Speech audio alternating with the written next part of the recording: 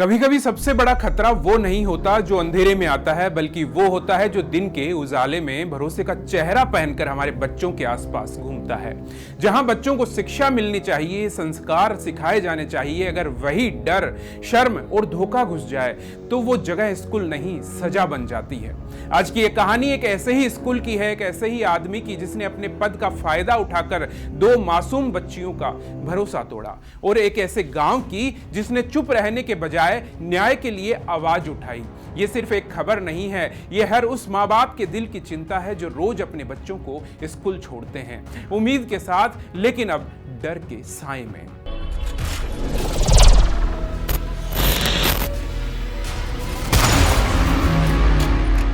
नमस्कार, मैं हूं शरद पुरोहित और आप देखना शुरू कर चुके हैं क्राइम फाइल्स। आज मैं आपको बताने जा रहा हूं एक ऐसी सच्ची घटना जो धौलपुर के कुंकरा गांव में हुई, जहां स्कूल से लौटती दो बच्चियों के साथ हुआ ऐसा कुछ जिसे सुनकर संवेदनशील इंसान का दिल कांप जाएगा।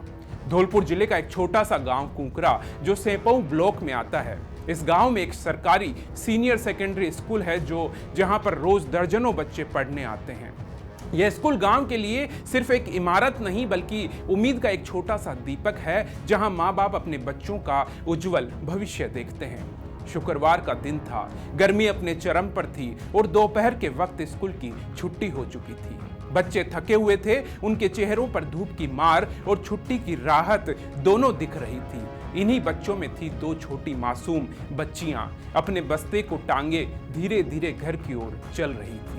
उसी वक्त स्कूल में काम करने वाला एक व्यक्ति, पंचायत सहायक, उनके पास आया। वो बोला, इतनी धूप में क्यों चल रही हो? बैठो मेरी गाड़ी में, मैं छोड़ देता हूं घर तक। वो व्यक्ति स्कूल का कर्मचारी था। बच्चियां जानती थी कि ये स्कूल में काम करता है। उन्होंने सोचा सरकारी आदमी है, भैया जैसा है, भरोसे का है, वो उसकी बात मानकर गाड़ी में बैठ जाती है। लेकिन उन दोनों को क्या पता था कि जिसकी बात पर उन्होंने भरोसा किया वही इंसान भरोसे का सबसे बड़ा गुनहगार बन जाएगा। गाड़ी चली, रास्ता बदला नहीं, लेकिन उस पंचायत सहायक का चेहरा बदल गया। उसने बच्चियों के साथ गंदी हरकतें करना शुरू कर दिया। बच्चियां डरी हुई थी, सहमी हुई थी, उन्हें समझ नहीं आ रहा था कि हो क्या रहा है। वो चुपचाप घर पहुंची, लेकिन मन में तूफान चल रहा था। शुरू में वो कुछ नहीं बोली, पर जब दर्द असहनीय हो गया तो उन्होंने हिम्मत जुटाकर अपनी माँ को सब कुछ बता दिया। माँ पिता सुनकर दहल गए। जिस पर भरोसा किया था वो ही अब डर का चेहरा बन चुका था। पर उस समय कुछ किया नहीं जा सकता था, क्योंकि शनिवार और रविवार को स्कूल बंद था।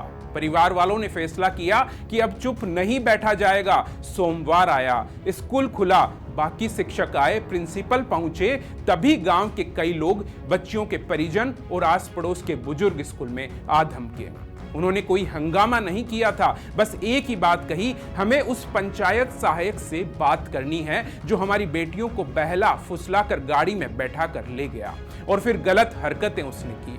पता चला कि आरोपी सोमवार को स्कूल ही नहीं आया। ये लोगों ने प्रिंसिपल से सख्ती से कहा, उसे फोन करो, बुलाओ, अभी बुलाओ, हम सामने उससे बात करेंगे। प्रिंसिपल ने आरोपी को कॉल किया, कहा कि गांव वाले आए, स्कूल आ जाओ। थोड़ी देर में पंचायत सहायक स्कूल पहुंच गया, लेकिन अब गांव का गुस्सा उस पर फूट पड़ा था। उस आदमी को भीड़ ने घेर लिया, जमकर पीटा और गले में जूते की माला तक पहना दी। लोगों का कहना था कि जिसने मासूम बच्चियों की इज्जत से खेला, उससे इज्जत से जीने का हक नहीं है। इस घटना की जानकारी पुलिस और प्रशासन को भी दी गई। अब बच्चियों के परिजन थाने में जाकर रिपोर्ट दर्ज करवा चुके हैं और पूरे गांव की मांग है कि इस पंचायत सहायक पर सख्त कार्रवाई हो, पॉक्सो एक्ट और छेड़छाड़ की धाराओं के तहत कार्रवाई हो। गांव का गुस्सा अभी भी ठंडा नहीं पड़ा है। माएं डरी हुई है, बाप गुस्से में हैं और बाकी लोग चुपचाप सोच रहे हैं, अब हमारे बच्चों के लिए स्कूल भी सुरक्षित नहीं। ये घटना बताती है कि राक्षस अब जंगलों में नहीं, हमारे बीच में हैं, पर्दों के पीछे छुपे हुए हैं। एक ऐसी जगह जहां बच्चियां खुद को सबसे सुरक्षित मानती थी, वहीं से उनके बचपन पर हमला हुआ। इस कहानी का अंत अभी बाकी है, क्योंकि न्याय होना अभी बाकी है। लेकिन इस कहानी से एक सवाल जरूर खड़ा होता है, क्या हमें अब हर मुस्कुराते हुए चेहरे के पीछे का सच खुद ही जांचना होगा? तो फिलहाल के लिए बस इस कहानी में बस इतना ही। अगर आपने अब तक समाचार प्लस चैनल को सब्सक्राइब नहीं किया है तो ऐसी ही सच्ची खबरों को जानने के लिए अभी सब्सक्राइब कर लें और वीडियो को लाइक करते हुए अपने राय भी जरूर कमेंट करें। नमस्कार।